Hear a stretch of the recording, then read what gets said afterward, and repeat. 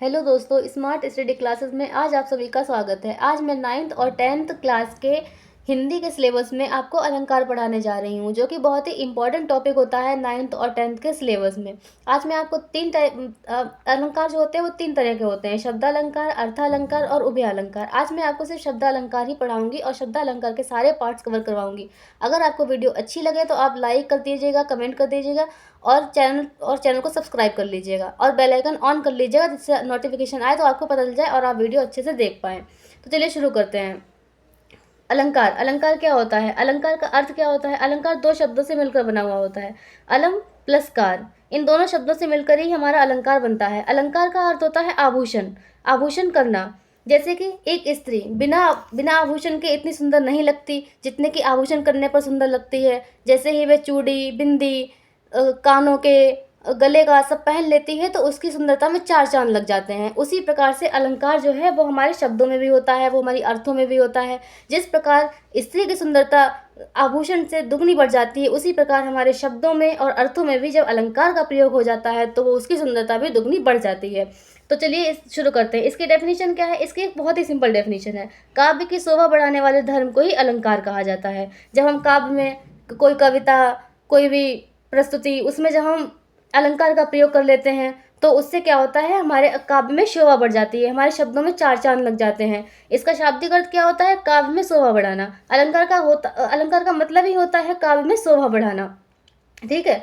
तो अलंकार काव्य का ब्रह पक्ष है, बाहरी पक्ष है। अलंकार के प्रति कवियों का मत। अलंकार के प्रति कई कवियों ने अपने अपने अलग अलग मत दिए हुए हैं। जैसे कि हमारे एक है केशव दास जी, इन्होंने बताया है भूषण बिन ना विरजिए कविता बनता भित्त।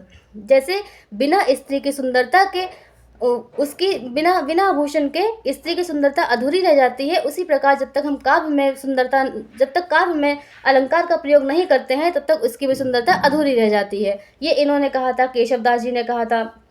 दूसरे हमारे आते हैं आचार्य दांडी जी। इन्होंने कहा काव्य की शोभा बढ़ाने वाले धर्म को ही अलंकार कहा जाता है। इन्होंने सेम वही ऊपर वाली बात बोल दी कि काव्य की शोभा बढ़ाने वाले को ही हम अलंकार कहते हैं। तीसरे हमारे आते हैं आचार्य वामन जी। इन्होंने कहा जब किसी वस्तु को अलंकृत कर दिया जाता है, यानी उसमें अलंकार का प्रयोग कर दिया जाता है, तो उसे ही हम अलंकार कहते हैं। जैसे कि एक स्त्री जब अच्छे से गहने जेवर पहनती है, मेकअप करती है, तो उसकी सुंदरता में चार चांद लग जाते हैं। उसी प्रकार से जब हम किसी शब्दों में, अर्थों में बहुत अच्छे से अलंकार का प्रयोग करते हैं तो हमारे शब्दों में, अर्थों में चार चांद लग जाते हैं। बोलने में उसकी बहुत ही अच्छा आकर्षण आता है। शब्दों से लोग प्रेरित हो जाते हैं, बहुत ही ज़्यादा आकर्षित हो जाते हैं। तो इस प्रकार हमारा अलंकार होता है। अलंकार वही होता है हमारे काव्य में शोभा बढ़ाता है। तो हमारे जो अलंकार होते हैं, मैंने आपको बताया तीन प्रकार के होते हैं। एक शब्दालंकार यानी शब्दों में अलंकार, अर्थालंकार यानी कि अर्थों में अलंकार। एक हमारा होता है उभय अलंकार, जो दोनों प्रकार में मिक्स होता है। शब्दार्थ अलंकार और अर्थालंकार दोनों का मिक्स होता है हमारा उभय अलंकार। तो चलिए शुरू करते हैं। सबसे पहले हम आज शब्दालंकार पढ़ेंगे। शब्दालंकार, जब काव्य की शोभा शब्दों से बढ़ाई जाती है। अब शब्दालंकार देखिए, जैसा कि आप समझ पा रहे होंगे, अर्थ से ही निकल रहा है कि शब्दालंकार, कि जब हम शब्दों में अलंकार का प्रयोग करेंगे, शब्दों से बढ़ाई जाती है ये, वहाँ शब्दालंकार होता है। जैसे कि चंचल चितवन चुराए नैन, इसमें क्या हो रहा है? इसमें चा की ध्वनि बार बार चा की ध्वनि ही उसकी आवृत्ति हो रही है। आवृत्ति का मतलब होता है बार बार शब्द का आना। ठीक है। तो शब्दालंकार का यही मतलब है, जहाँ काव्य की शोभा शब्दों से बढ़ाई जाए वहाँ शब्दालंकार होता है। जैसे कि चंचल चितवन चुराए नैन, इसमें चा की ध्वनि जो है वो बार बार आ रही है, उसकी आवृत्ति हो रही है। शब्दों की बनावट और ध्वनि से जो अलंकार बने वही हमारे शब्दालंकार कहलाते हैं। शब्दों में ही हम कई प्रकार की बनावट करते हैं, उसकी ध्वनि में एक अच्छा अलंकार करते हैं, उसे अलंकृत करते हैं, तो उसी को हम शब्दालंकार कहते हैं। अब अर्थालंकार और उभय अलंकार हम अगली वीडियो में पढ़ेंगे, तो चलिए इनके पार्ट को देख लेते हैं। शब्दालंकार, जब कोई पंक्ति दी हो, यदि उसमें किसी भी शब्द की पर्यायवाची या समानार्थी रखने पर उसका अर्थ बदले, पूरे वाक्य का भाव ना बदले, पूरे वाक्य का भावार्थ पूरे वाक्य का भाव परिवर्तित हो जाए, वहाँ शब्दालंकार होता है। शब्दों में ही जब हम एक कोई शब्द है, उसका पर्यायवाची और उसका समानार्थी रखने पर उसका अर्थ पूरी तरीके से बदल जाए, उसका भाव पूरी तरीके से परिवर्तित हो जाए, तो वहाँ हम शब्दालंकार का प्रयोग, वहाँ शब्दालंकार हमारा होता है। तो ये तो रहा अर्थालंकार, इसे हमें आज पढ़ना नहीं है, इसे हम कल पढ़ेंगे। शब्दालंकार, शब्दालंकार के कितने प्रकार होते हैं? चलिए सबसे पहले इसके पहले प्रकार को देखते हैं, अनुप्रास अलंकार। सबसे पहला इसका प्रकार है अनुप्रास। अनुप्रास का मतलब होता है वर्णों की बार बार आवृत्ति होना, यानी बार बार एक ही शब्द का दोहराना, उसी को हम अनुप्रास कहते हैं। जैसे कि अब देखिए हम डेफिनेशन में देखेंगे, जहाँ किसी पंक्ति में वर्णों की बार बार आवृत्ति हो वहाँ अनुप्रास अलंकार होता है। आवृत्ति का मतलब होता है बार बार एक ही शब्द का रिपीट होना, बार बार एक ही शब्द का रिपीट होना ही हमारा आवृत्ति कहलाता है। और इसमें अनुप्रास अलंकार की यही परिभाषा है कि जहाँ किसी पंक्ति में, कोई एक मेन पंक्ति में वर्णों यानी कि शब्दों के बार बार आवृत्ति होना, उसी को हम अनुप्रास अलंकार कहते हैं। जैसे रघुपति राघव राजा राम, इसमें देखिए रा और रा, इसमें रा की आवृत्ति हो रही है, इसीलिए ये अनुप्रास अलंकार है। अनुप्रास अलंकार के भी हमारे 5 प्रकार होते हैं। तो हम सबसे पहले प्रकार को देखेंगे 6 का अनुप्रास। 6 का अनुप्रास ये हमारा अनुप्रास अलंकार का ही एक पार्ट है, जहाँ वर्णों की आवृत्ति क्रमशः एक बार होती है, सिर्फ एक बार ही आवृत्ति होती है, वहाँ 6 का अनुप्रास होता है। ठीक है, अब हम एक नोट पढ़ लेते हैं जो कि इंपॉर्टेंट है। लगातार 2 बार वर्णों का आना ही 6 का अनुप्रास अलंकार कहलाता है। 2 बार वर्णों का आना ही 6 का अनुप्रास अलंकार कहलाता है। अब इसमें आपको थोड़ा सा डिटेल में समझाती हूँ। जहाँ वर्णों की आवृत्ति क्रमशः एक बार होती है, यानी एक बार तो ये शब्द आया ही है, एक बार मोहिनी शब्द तो आया ही है। जैसे कि मोहिनी मोहित हंस रहे हैं, तो जो माँ है, एक बार माँ तो हमारा ऑलरेडी है, दूसरी बार जो रिपीट हुआ है माँ, जो मोहित में माँ रिपीट हुआ है, ये जो है हमारा, ये हमारा 6 का अनुप्रास है। इसमें कहा गया है कि जहाँ वर्णों की आवृत्ति एक बार हो, एक बार तो ऑलरेडी है लेकिन एक बार हमने इसको रिपीट किया है, तो ये होता है 6 का अनुप्रास। तो फिर से एक बार आपको बता देते हैं, जहाँ वर्णों की आवृत्ति क्रमशः एक बार होती है वहाँ 6 का अनुप्रास अलंकार होता है। ठीक है, इसमें 2 बार वर्णों की आवृत्ति होती है, जैसे कि मोहिनी वो तो पहले से ही था, और मोहित इसको हमने रिपीट किया है। ठीक है, तो मोहिनी मोहित हंस रहे हैं, तो ये हमारा 6 का अनुप्रास अलंकार हो गया। ठीक है, अब हम दूसरा पढ़ते हैं वृत्त्यानुप्रास। वृत्त्यानुप्रास अलंकार, जहाँ वर्णों की आवृत्ति 2 बार होती है उसे वृत्त्यानुप्रास कहते हैं। इसमें वर्णों की आवृत्ति 2 बार होती है, जैसे कि कानन, कठिन और भयंकर और भारी। देखिए कानन में का, कठिन में का, भयंकर में भा और भारी में भा, तो ये देखिए 2 बार रिपीट हुआ है। तो जहाँ वर्णों की आवृत्ति 2 बार होती है वहाँ वृत्त्यानुप्रास होता है, जैसे कानन कठिन और भयंकर भारी, इसमें 2 बार रिपीटेशन हुआ है। ठीक है, तो चलिए आगे हम देखते हैं लाटानुप्रास, जो कि हमारा अनुप्रास अलंकार का ही प्रकार है। ठीक है, हमने आपको बताया था अनुप्रास अलंकार के 5 प्रकार होते हैं, 6 का अनुप्रास, वृत्त्यानुप्रास, लाटानुप्रास, श्रुत्यानुप्रास और अंत्यानुप्रास। तो हम अब देखेंगे लाटानुप्रास, जहाँ किसी पंक्ति में विराम चिन्ह अक्षर के स्थान बदलने पर दोनों पंक्तियों में अंतर आ जाना ही लाटानुप्रास कहलाता है। अब देखिए इसे मैं आपको बहुत ही सिंपल और तरीके से समझाती हूँ। देखिए जहाँ पंक्ति में विराम चिन्ह का मतलब आप समझते होंगे, ऐसे अक्षर के स्थान बदलने पर, विराम चिन्ह के अक्षर के स्थान ही बदल दिए जाएं, तो दोनों पंक्तियों में अंतर आ जाना ही लाटानुप्रास कहलाता है। अब मैं इसे आपको एग्जाम्पल के द्वारा समझाती हूँ। जैसे कि रोको मत जाने दो, अब एक सेंटेंस तो यही है, नीचे भी यही है, रोको मत जाने दो, लेकिन अब हम इसमें विराम चिन्ह का प्रयोग ऐसे करेंगे इस शब्द का अर्थ ही बदल जाएगा। जैसे कि हम रोको मत जाने दो, ये हमने सेंटेंस लिखा, अब मैं आपको लिख के दिखाती हूँ। देखिए रोको मत जाने दो, ये हमारा शब्द है। अब यही शब्द तो है हमारा, अब नीचे भी मैं यही शब्द लिख लेती हूँ, रोको मत जाने दो। ठीक है, अब मैं आपको इसका अंतर समझाती हूँ। जैसे कि मैंने यहाँ पे विराम चिन्ह लगा दिया, जैसे कि इसमें कहा गया था विराम चिन्ह और अक्षर के स्थान अगर परिवर्तित कर दिए जाएं, ठीक है, तो मैंने यहाँ पे चिन्ह लगा दिया। अब इसका अर्थ क्या हो गया, रोको मत जाने दो, मतलब रोक लो मत जाने दो, तो इसका अर्थ ये हो गया। और मैंने एक यहाँ पे लगा दिया, रोको मत जाने दो, मतलब इसका मतलब क्या हो गया, मुझे रोको मत, मुझे जाने दो, और इसका मतलब क्या था, रोको मुझे मत जाने दो। तो ये कॉमा का अंतर होता है, ये हमारा विराम चिन्ह का अंतर होता है, इसे ही हम लाटानुप्रास अलंकार कहते हैं।